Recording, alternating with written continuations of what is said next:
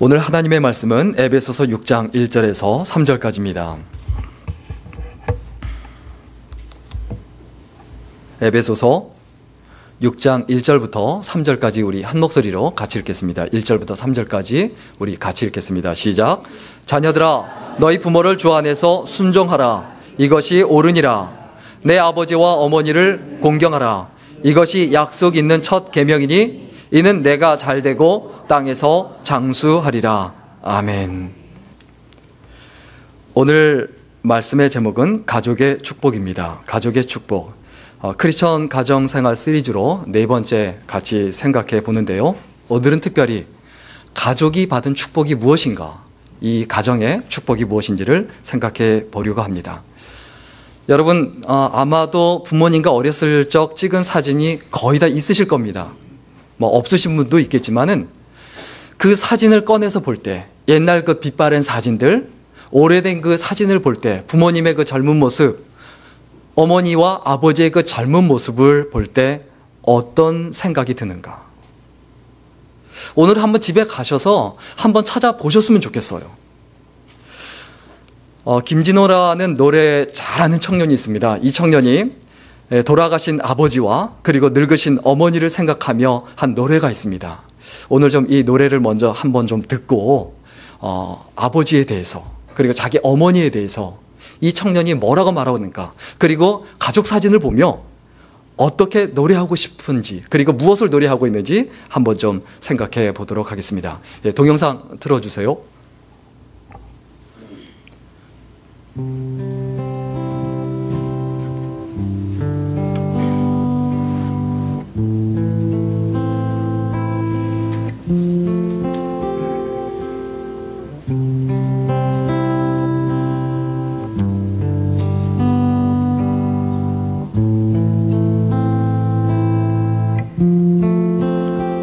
바쁘게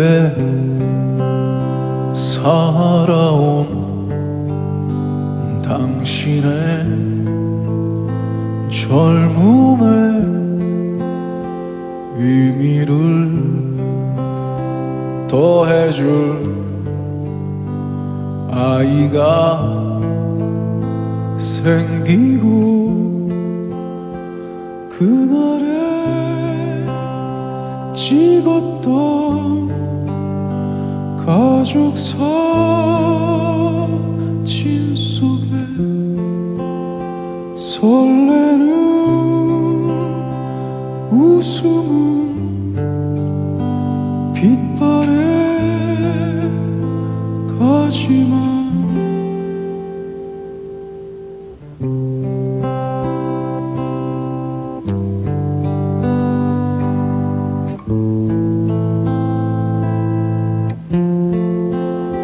어른이 되어서 현실에 던져진 나는 철이 없는 아들, 딸이 되어서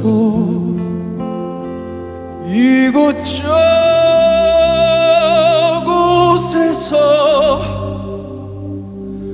깨지고 또 일어서다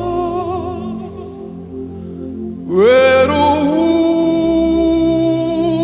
어느 날 꺼내본 사진 속 아빠를 닮아 있네.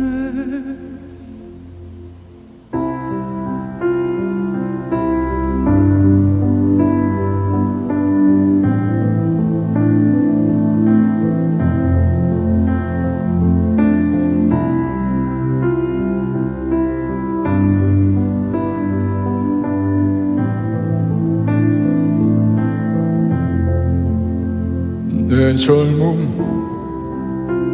어느새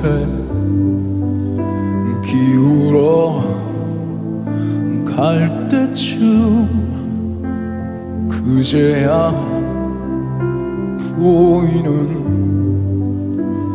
당신의 날들이 가족 사진 속에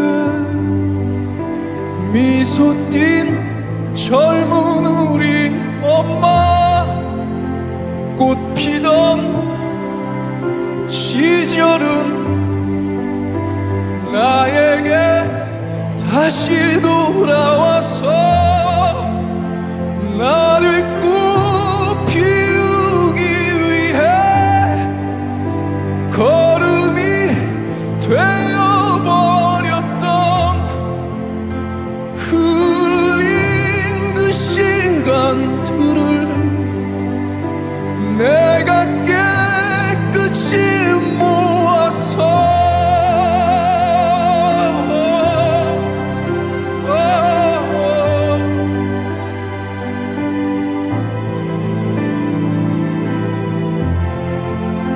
당신의 웃음꽃 피우기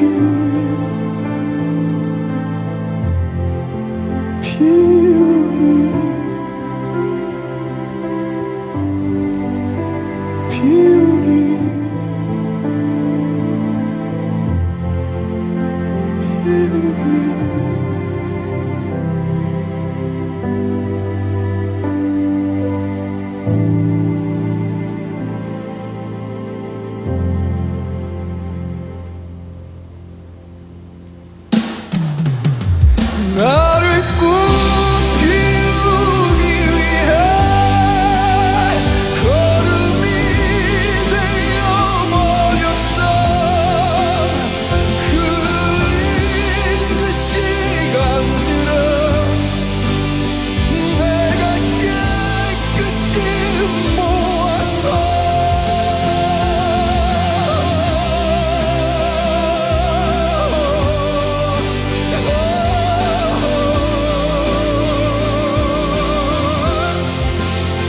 당신의 웃음꽃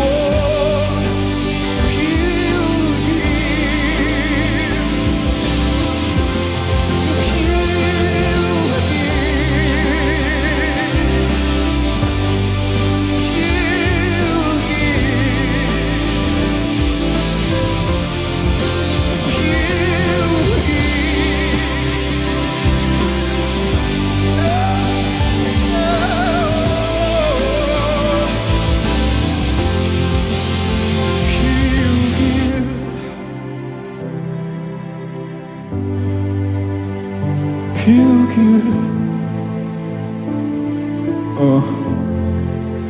여러분들이 사랑하는 사람들 웃음꽃 피울 수 있는 지금을 사실 수 있는 지혜가 늘 함께 하기를 바라겠습니다. 감사합니다.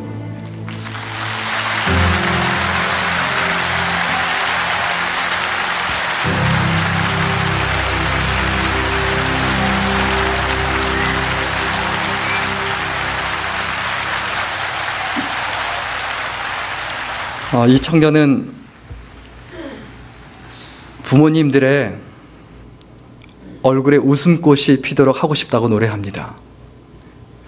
가족 사진을 보면서 부모님을 생각하며 나를 왜 이렇게 키웠느냐, 나는 왜 이렇게 가난한 곳에서 나를 왜 이렇게 힘들게 키웠느냐라고 원망하는 것이 아니라 이 청년은 자기 부모님을 생각하며 내가 꽃 피울 수 있도록 하기 위해서 그 일생을, 자기 일생이 아니라 나의 일생을 사셨고, 그리고 걸음이 되어주셨고 먼지가 되어주셨는데 이제는 그 걸음과 그 먼지를 다 모아서 이제는 부모님의 얼굴에 웃음꽃이 피울 수 있도록 하고 싶다. 이것이 이 청년의 노래입니다.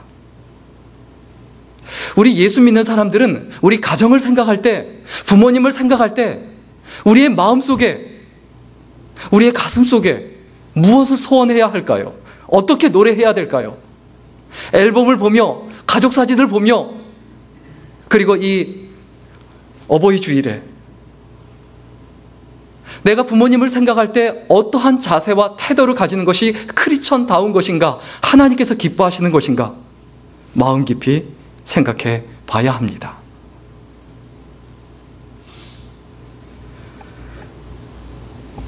우리 예수 믿는 사람의 가정은 그 자체로 축복입니다. 부자로 살아서가 아니라, 좋은 집에 살고 좋은 차에 살고 좋은 부모 만나서가 아니라, 내가 태어났고 그리고 가정이 있다는 것, 가족이 있다는 것, 그 자체로 복이에요. 그런데 우리는 이렇게 생각해요. 야, 우리 부모님이 건강하고 내가 건강하고 직업 좋고 아이들이 머리가 좋고 운동 잘하고 노래 잘하고 이것도 잘하고 저것도 잘하니까, 그러니까 복을 받았다라고 생각해요. 그런데 그것이 복이 아닙니다. 우리 가족의 복은 뭡니까? 내가 가족이 있다는 것 그 자체가 복이에요. 이것을 믿으시기를 주의 이름으로 간절히 축원합니다. 그러면 내 가족 자체가, 가족이 있다는 것 자체가 복인데, 그러면 특별히 기독교 가정에 복이 있습니다. 누려야 될 그 복. 그게 뭐냐면 첫째는 신앙이에요. 오늘 성경 본문 말씀 어떻습니까? 하나님께서 말씀하세요. 내 부모를 공경하라. 이건 하나님 말씀이에요. 예수 믿는 사람의 가정은 하나님의 말씀이 움직여야 합니다. 하나님의 말씀이 그 가정에 살아서 그 가족 구성원의 마음과 생각과 인격을 움직여야 돼요.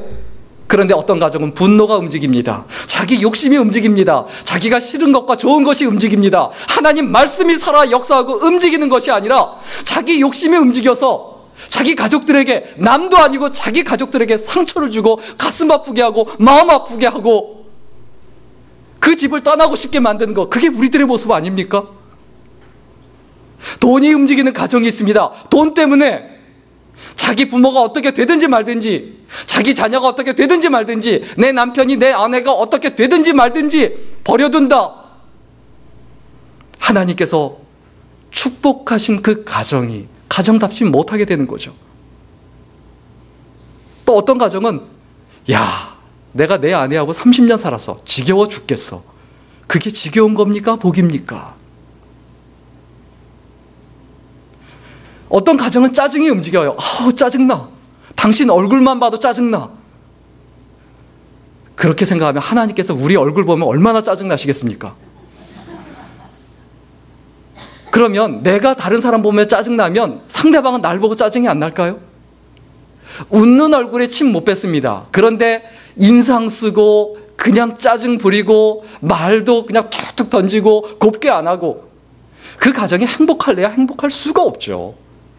복인데, 복을 받은 가정인데 그 복을 누릴래야 누릴 수가 없다라는 거예요. 또 어떤 가정은 재미와 즐거움이 움직이는 가정이 있어요. 야, 좀 재밌는 거 없나? 즐거운 거 없나? 신앙이 움직이는 가정이 돼야 돼요. 믿음이 움직이는 가정. 다시 말하면 하나님의 말씀이 모든 것의 동기가 되는 가정이 돼야 된다. 이것이 바로 우리들의 가정이 되어야 합니다. 그 다음에 또한 두 번째로 우리가 기억해야 될 것, 기독교 가정의 축복은 무엇이냐? 동행이에요. 동행.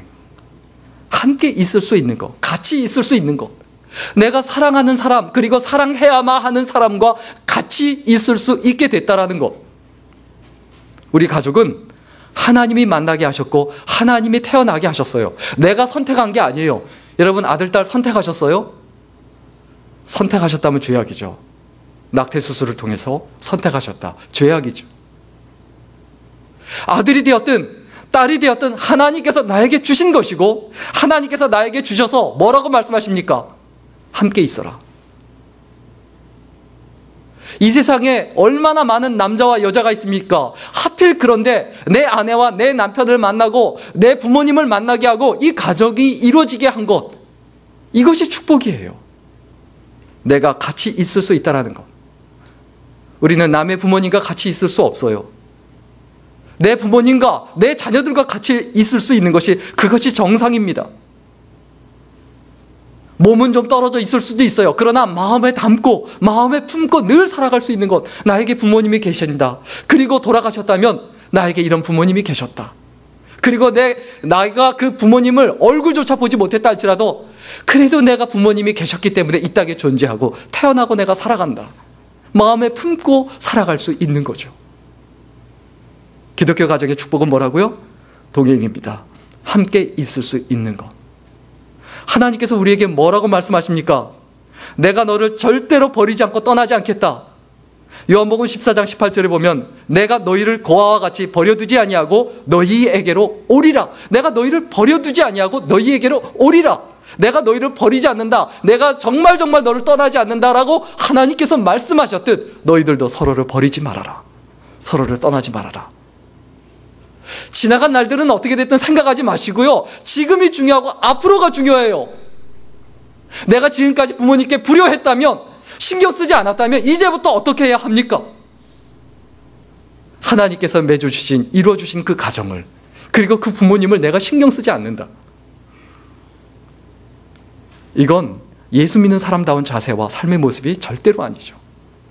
세 번째로, 기독교 가정의 그 축복은 무엇이냐 하면 서로를 채워준다는 거예요. 채움. 부모님의 부족함을 내가 채워드리고 내가 부족한 것을 부모님이 채워주시고 형제간에 채워준다는 거예요. 우리에게는 육체적인 부족함이 있을 수 있어요. 정신적인 부족함과 공허함과 외로움이 있을 수 있어요. 영적인 부족함과 신앙적인 부족함이 있을 수 있어요. 그런데 가정을 통해서, 내 가족을 통해서 서로가 서로를 채워주는 거죠. 그리고 네 번째로, 가정이 누려야 할, 기독교 가정이 누려야 될 네 번째 축복은 무엇이냐? 바로 사랑입니다. 성경에서 계속 말하고 이야기하는데 서로 사랑하라 라고 말하면서 오늘 특별히 본문에 뭐라고 말합니까? 부모님을 어떻게 해라? 존경해라 라고, respect 해라 라고 말하지 않고 아노해라, 공경하라 라고 말을 해요. 왜 그렇습니까? 존경은 조건이 붙어요. 존경은. 그런데 이 공경은 조건이 없는 거예요. 무조건이에요. 그냥 네 부모님이기 때문에 너는 부모님을 존경하고 그리고 높여드려야 된다. 이 공경이란 말의 문자적 의미는 무겁게 여긴다라는 뜻이에요. 무겁게 여긴다. 이 무겁게 여긴다라는 것, 이것을 좀 풀어서 이야기하면 이런 네 가지 의미를 가지고 있습니다. 하나는 뭐냐면 매우 소중하게 여긴다. 여러분, 부모님 소중하세요? 내가 소중하게 여기기 때문에 소중하지, 내가 소중하게 여기지 않으면 소중하지 않은 거예요. 그리고 두 번째로는 돌본다라는 뜻입니다. 어떤 친구들은 그래요. 어떤 사람들은 그래요. 어떤 분들은 그래요. 집에서 강아지를 키우는데 진짜 부모님을 자기 집 강아지만도 신경 안 쓰는 사람들이 있을 수 있어요. 그게 예수 믿는 사람은 절대로 아니죠. 부모님이 강아지만도 못하냐? 강아지한테는 한 달에 1,000불씩 쓰면서 부모님한테 한 달에 그 용돈 드리는 거 벌벌 떤다.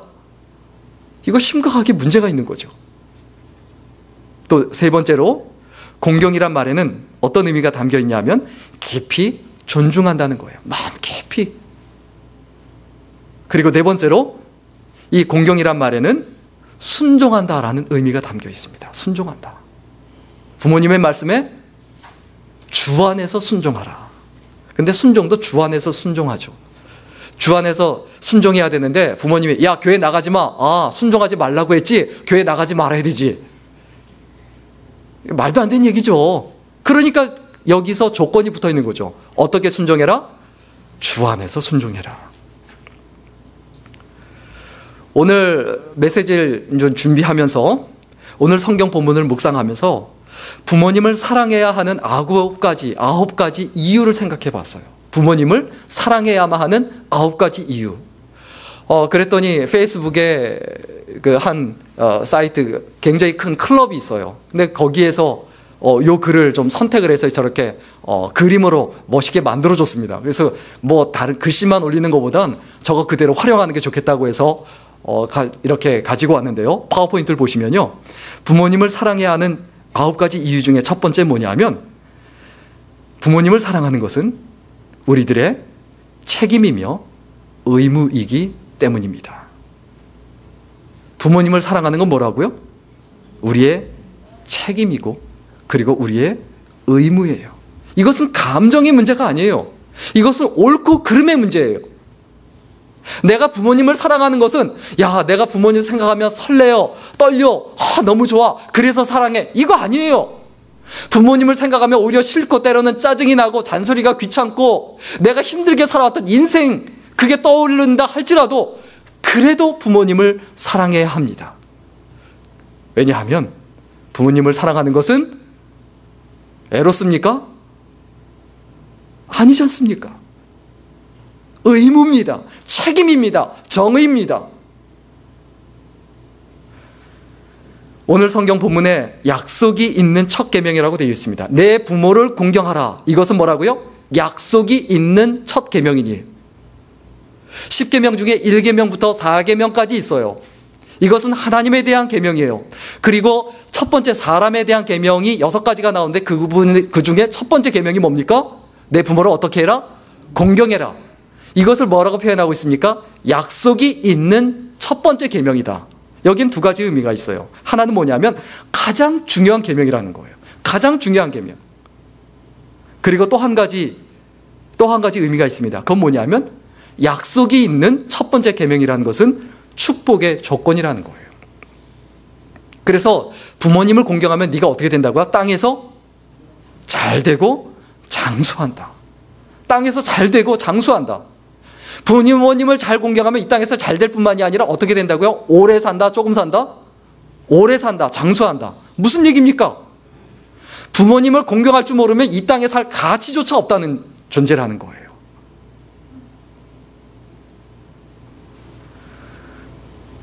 우리가 부모님을 사랑하는 것은 책임이며 의무지 내 감정의 문제, 싫고 좋음의 문제가 아니다. 반드시 기억해야 합니다.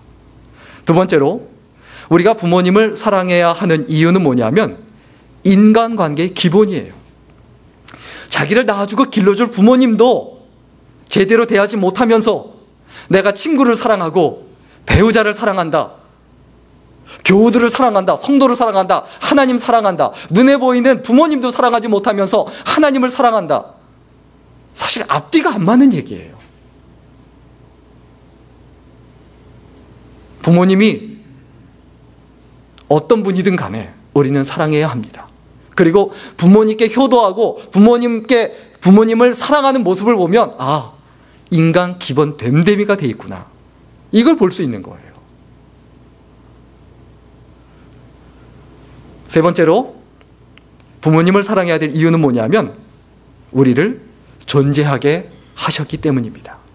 나를 이 땅에 존재하게 하신 분이 바로 부모님이라는 거예요. 부모님이 계시지 않았다면 내가 이 땅에 있을 수가 없어요.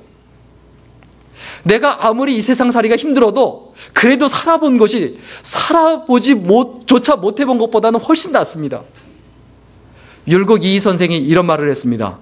천하의 모든 것들 중에 내 몸보다 소중한 것은 없다. 그죠? 내 몸보다 소중한 것은 없다. 그런데 이 몸은 누가 준 것이라고요?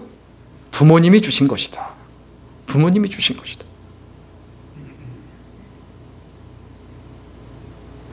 내가 내 몸에서 마음에 안 든다고 손 잘라버리고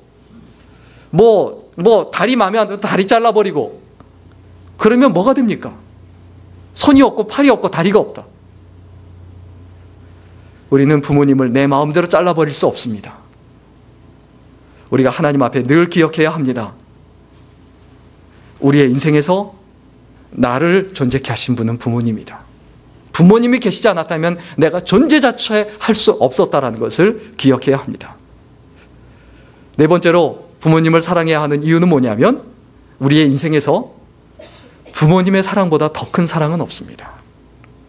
사실 부부간에 아무리 사랑해도요, 처음에 설레일 때 찌릿찌릿할 때 그때 지나면요 어떻게 됩니까? 아이고 이 화상아, 내가 네 얼굴 몇십 년을 보고 사냐, 이렇게밖에 안 돼요. 근데 부모님은 안 그렇습니다. 그냥 내 자녀는 죄송합니다. 제가 생각하기에 저희 집 막내가 그렇게 인물이 좋은 것 같지는 않아요. 죄송합니다. 제 관점에서는. 근데 저는 이뻐요. 왜 그렇습니까? 자기 자식이니까. 자기 자식은 이뻐요. 나이가 들어도 이쁠 거예요. 어떻게 해도 이쁠 거예요. 그게 자기 자녀를 대하는 부모님의 마음이에요. 내가 부모님의 사랑보다 이 땅에 존재하는 동안에 더 큰 사랑을 받을 수 있느냐? 그거 쉽지 않습니다. 10달 동안 배 아파서 우리가 태어났고 그리고 아버지의 사랑이 어떻습니까? 겉으로 표현하지 않고 그렇게 절절한 사랑이 안에 끓지만은 겉으로 표현하지 못할 뿐이지, 아버지의 사랑과 어머니의 사랑, 우리의 일생 동안 그 큰 사랑을 다시 또 누리기는 어렵죠. 아무리 자녀가 나를 사랑해도요, 여러분을 사랑해도, 여러분 자녀가 여러분을 사랑해도 부모님께 받은 사랑만 못합니다.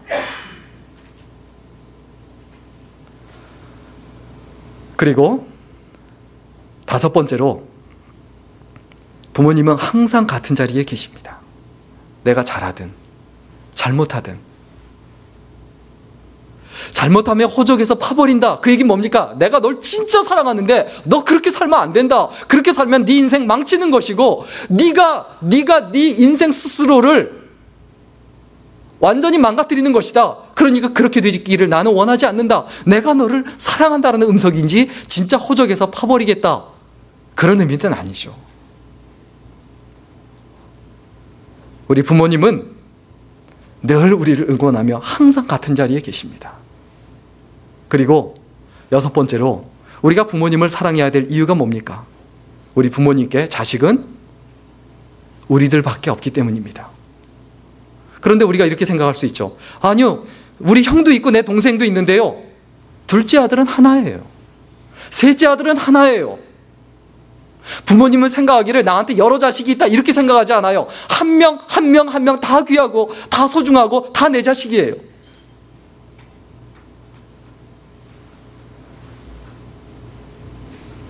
부모님의 사랑으로 우리의 연약함이 채워졌듯, 우리의 사랑으로만이 부모님의 그 연약함, 연세 드셨을 때 그 연약함을 우리가 많이 채워드릴 수 있어요.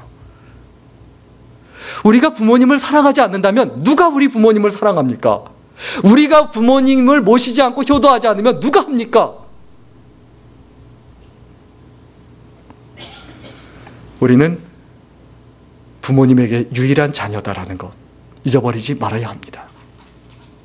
그리고 일곱 번째로, 부모님을 사랑해야 되는 이유는 뭐냐 하면, 우리는 부모님들에게 가장 큰 기쁨의 근원이기 때문입니다.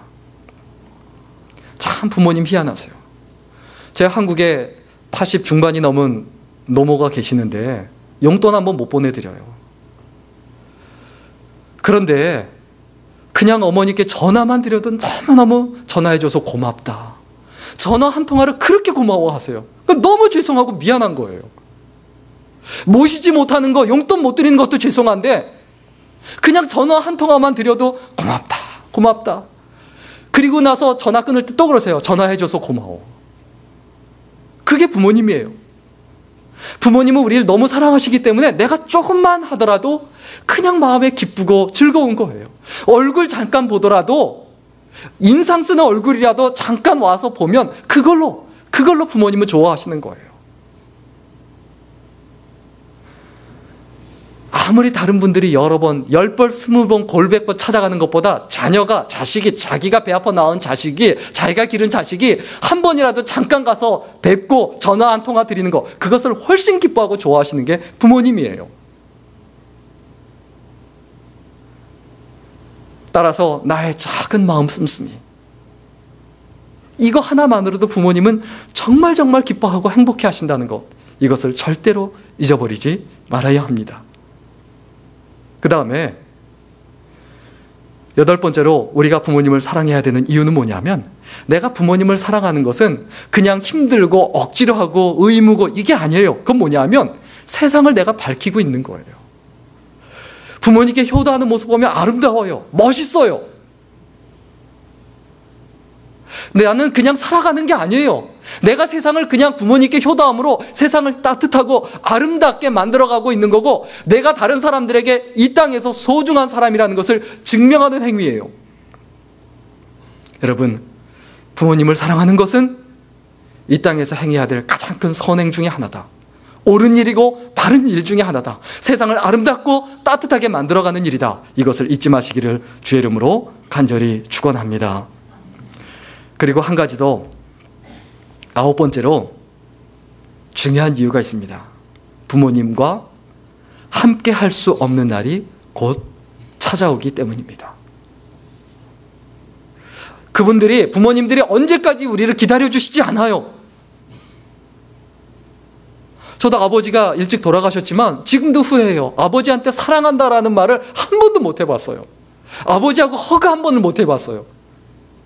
철이 들어서 아버지하고 허가 한 번 못 해보고 사랑한다라고 말씀드려보지 못하고, 심지어는 그냥 뭐 교회에서 학교에서 카네이션 꽃 만들어서 드리라고 억지로 했지만 제가 마음에서 우러나와서 꽃을 사다 드리고 편지를 써서 드리고 이래 본 적이 한 번도 없어요.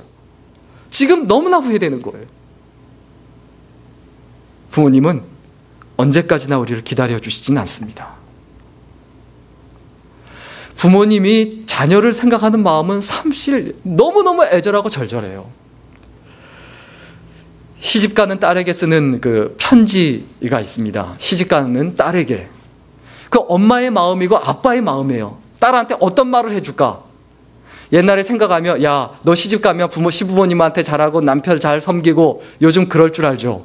요즘 신세대 부모님들은 딸들 시집 보낼 때 어떻게 말하는지 아세요? 그 내용을 알려주는 것이 있어서 제가 좀 정리는 했지만은 좀 읽어드리겠습니다. 시집가는 딸에게 쓰는 편지.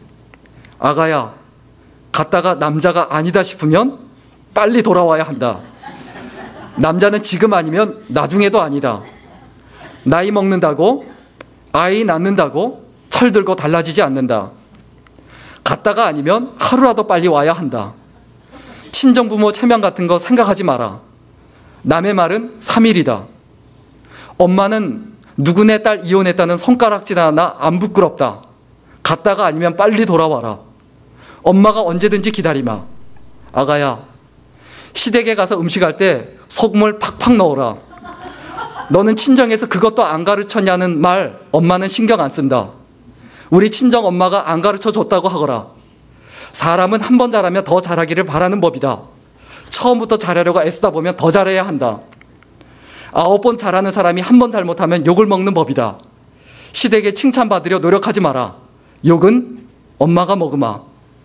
아가야, 아무리 돈이 없어도 화장품은 제일 좋은 것을 써야 한다. 젊어서는 아무리 애를 써도 돈이 안 들어오는 법이다. 하지만 열심히 살다 보면 나이 들어서는 돈이 들어오는 법이다. 그때 돈만 들고 나가면 모든 걸 다 살 수 있다. 하지만 얼굴은 아니다. 한번 궁자가 끼면 나중에 엄청난 돈을 쏟아부어도 벗겨낼 수가 없다. 돈만 들고 나가면 언제든지 구할 수 있는 옷이나 신발, 금은 보석에는 집착하지 말거라. 특별히 가방. 너의 가치를 몰라주는 어리석은 사람과의 관계는 잘못 끼워진 단추와 같다. 첫 단추가 잘못 끼워지면 그 다음 단추로 고치려 해도 되지 않는 법이다. 잘못 끼워진 단추는 억지로 맞추는 것이 아니라 풀어야 되는 거란다. 혼자가 된다는 것에 너무 두려워하지 말고 정말 아니다 싶으면 멈추거라. 넌 엄마 아빠에게 가장 소중한 사람이다. 혹여 내가 힘든 순간에 엄마 아빠가 내 곁에 없더라도 갈 곳이 없다고 슬퍼하지 말거라. 나는 여전히 너와 함께 있고 너를 위해 기도할 것이다. 여러분, 말 안 된다고 생각하세요? 딸 둔 부모님들은 어떻습니까? 기본 마음이 그렇잖아요. 기본 마음이. 그냥 남편 잘못 만나고 죽도록 고생하고 시집살이 하면 차라리 어떻게 해라? 그냥 돌아와라. 너 혼자 사는 게 차라리 낫다면 돌아와라. 부담 갖지 말고 돌아와라. 이게 엄마의 마음이고 이게 부모의 마음이에요.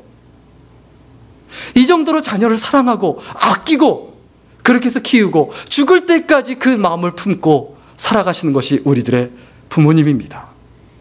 어떤 이유로든 자식이 고생하는 것을 부모님은 절대로 원하지 않습니다. 그러면 그 부모님의 은혜를 다 갚을 수는 없지만 하나님께서 우리에게 원하시는 건 뭘까요? 네가 예수장이라면 그 부모님을 사랑해라. 무조건 사랑해라. 이유 없이 사랑해라. 조건 없이 사랑해라. 네가 할 수 있는 거, 할 수 없는 것까지 다 해라. 이것이 바로 하나님의 마음 아닐까요? 마지막 한 가지 이야기만 하고 오늘 말씀을 마치겠습니다. 어느 한 소년이 이 마도로스라고 하죠. 이 뱃사람이 되는 것을 굉장히 꿈을 꾸며 그리워하면서 성장했습니다. 그냥 늘 그림을 그려도 배 그림만 그리고 바다 그림만 그려요. 그래서 이 소년이 성장을 해서 큰 선박회사에 취직을 했습니다. 그리고 먼 나라로 여행을 떠날 준비를 하고 어머니한테 어머니 이제 저 떠납니다. 그리고 짐을 다 싸고 이제 아침에 가는데 짐을 다 실은 후에 가려고 어머니한테 작별 인사를 드리는데 어머니가 슬픈 표정으로 눈물 흘리면서 이러는 거예요. 너를 떠나보내는 것이 너무 괴롭다. 많은 이야기 하는 것도 아니고 너를 떠나보내는 것이 너무 괴롭다. 그 말을 듣고 그 엄마의 그 얼굴을 보니까 어떻습니까? 너무 마음이 아픈 거예요. 그래서 평소에 효심이 지극했던 이 소녀는 어머니의 눈물을 보고 이 바다를 다니며 그 마도레스의 꿈을 가지고 살아가는 것보다는 그냥 어머니와 함께 있는 걸로 자기 꿈을 포기했습니다. 그래서 어머니 얼굴을 보니까, 어머니 말을 들으니까 내가 도저히 어머니 곁을 떠나지 못하겠습니다. 어머니와 같이 있겠습니다 라고 하니까 어머니가 아들의 손을 잡으며 하나님 말씀에 부모를 공경하는 자는 반드시 복을 받는다고 했다. 하나님 말씀대로 너는 반드시 복을 받을 것이다. 이렇게 하면서 그때부터 그 효자 아들을 위해서 매일매일 눈물의 기도를 드렸어요. 매일매일. 그런데 이 소년이 점점점 더 나이가 들고 성장해서 위대한 지도자가 됐는데 이 사람이 바로 미국의 첫 번째 대통령인 조지 워싱턴입니다. 만약에 어머니 말을 듣지 않았다면 그냥 뱃사람으로 그냥 바닷바람 맞으면서 일생 동안 어떻게 보면 고생하며 살았는지 몰라요. 그러나 어머니 말을 듣고 순종하고 따르자 오히려 뭐가 됩니까? 미국의 첫 번째 대통령이 되었다. 1대 대통령이 되었다.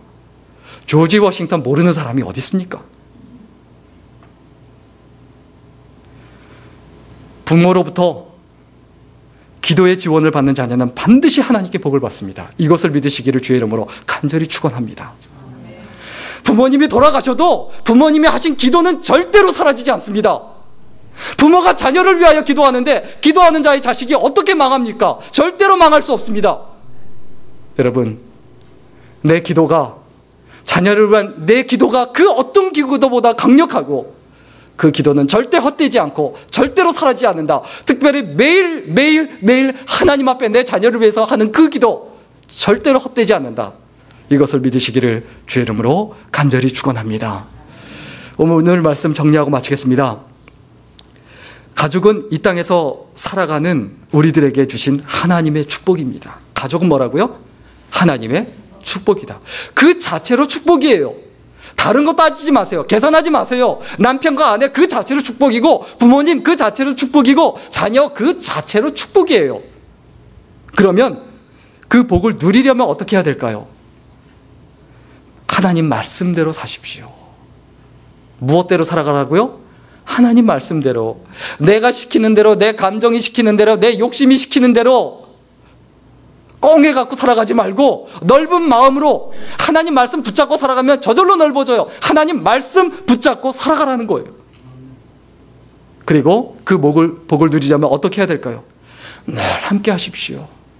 몸은 떨어져 있어도 마음으로 늘 함께 하시고, 몸으로도 함께 하시고, 정기적으로 찾아가시고, 시간을 정해놓고 프라이어리티를 두고 우선순위를 두고, 멀리 계신 부모님이라면 시간을 두고 정해놓고 항상 전화하시고, 항상 시간을 정해놓고 꼭 가시고 만나 뵙고 인사드려야 된다는 거예요. 오늘도 사실 교회에 갑자기 못 나오겠다는 가정이 몇 가정이 있으시더라고요. 왜 그러시냐 그랬더니 부모님 뵈러 가야 된대요. 좋다.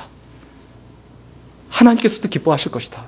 그렇다고 부모님 뵈러 간다고 다 교회 안 나오시면 곤란하지만 우리가 하나님 앞에 늘 함께 한다는 것이 무엇입니까? 그리고 또한 우리가 그 복을 누리려면 서로의 부족을 채워줘야 합니다. 부모님이 부족한 게 있고 좀 모자란 게 있으면 내가 채워지면 돼요. 내가 채워드리면 돼요. 자녀가 못난 게 있으면 부모님이 그걸 채우기 위해서 온갖 노력을 기울였듯 이제는 내가 채워드리면 된다. 내가 돈을 벌지 못할 때, 어렸을 때 부모님이 나의 주머니를 채워주셨고 그리고 먹여주셨고 재워주셨듯 나이가 들면 이제 내가 해야 된다는 거예요. 서로 채워줘야 돼요. 그리고 결론적으로 뭡니까? 아무 조건 없이 사랑하십시오. 부모님이 나한테 잘하니까 사랑한다, 아니면 부모님이 나한테 재산을 물려주니까 사랑한다, 이런 조건, 부모님이 나한테 잔소리를 안 하니까 사랑한다, 이런 조건 다 없어야 된다는 거예요. 부모님이 어떻게 하시든 어떻게 사랑해라? 조건 없이, 무조건. 그러면 오늘 성경 본문에 뭐라고 돼 있습니까? 그러면 네가 땅에서 잘 되고 장수하리라. 주위에 있는 분들 보세요. 저는 정말 눈으로 목격했습니다. 부모님 잘 모시고 효도하는 분들 반드시 복을 받습니다. 왜 그렇습니까? 하나님께서 기뻐하시기 때문에 그래요. 내 부모를 공경하라, 하나님을 사랑하라, 그리고 내 이웃을 사랑해라의 그 첫 번째가 뭡니까? 내 이웃 중에 첫 번째가 부모님이에요. 그게 십계명이에요. 부모를 공경한다라는 것, 이것이 무엇인지 가슴속에 깊이 생각하고 이 가정의 달에, 그리고 이 어버이 주일에 다시 한번 우리의 삶과 태도와 자세를 돌아보고 은혜 가운데 거하는 믿음의 삶이 될 수 있기를 주의 이름으로 간절히 축원합니다. 기도하겠습니다.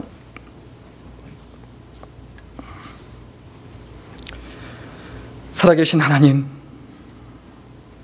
내 부모를 공경하라고 하셨지만 부모님을 우습게 여기고 가볍게 여기고 친구들과 노는 것과 재밌게 즐기는 것, 세상 놀이와 쾌락과 그리고 돈을 모으는 것은 집중하지만은 부모님한테 효도하며 부모님을 사랑하며 사는 것은 잊어버렸던 순간들이 있었음을 고백하오니 용서하시고 사람으로서 사람답게 부모님 모시며 살아가는 우리들 될 수 있도록 붙들어 주옵소서. 예수 믿는 사람답게 부모님을 사랑하며 공경하며 믿음으로 살아가는 우리들이 될 수 있도록 은혜를 베풀어 주시고, 그리고 그 모습을 우리 자녀들이 보고 배우며 아름다운 세상, 따뜻한 세상을 만들어가는 우리들이 되게 하옵소서. 예수님의 이름으로 기도드렸습니다. 아멘.